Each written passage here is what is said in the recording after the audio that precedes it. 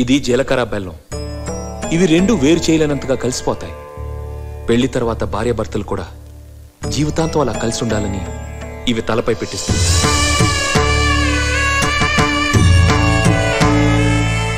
ఇది మంగళసూత్రం. మంగళం అంటే పవిత్రత, సూత్రం అంటే తాడు. ఇది మెడలో పడగానే పెళ్లి అగ్ని కంటే పవిత్రం అవుతుంది. పుట్టింటికెళ్తే అత్తారింటిని, అత్తారింటికెళ్తే పుట్టింటిని మర్చిపోకూడదనే 2 బొట్లున్న తాళ్ళని మెడలో కట్టిస్తారు. తలంబ్రాలంటే తలపై నుండి రాలిపడేవి. ఆ ఇంట్లో సిరి సంపదలు కూడా అలా వచ్చి పడాలని తలంబ్రాలు పోయిస్తారు.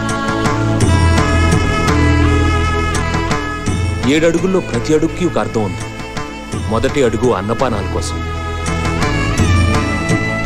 2వ అడుగు సుఖ సంతోషాల కోసం,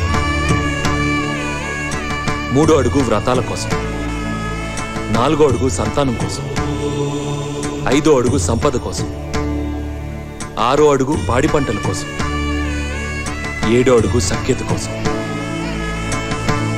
ఒకరి వెంట ఒకరు 7 అడుగులు నడిచి 6వ ప్రాణంగా 5వ తనాన్ని మూటగట్టుకొని 4 దిక్కుల సాక్షిగా 3 ముళ్ల బంధంతో 2 జీవితాలు ఒకటే.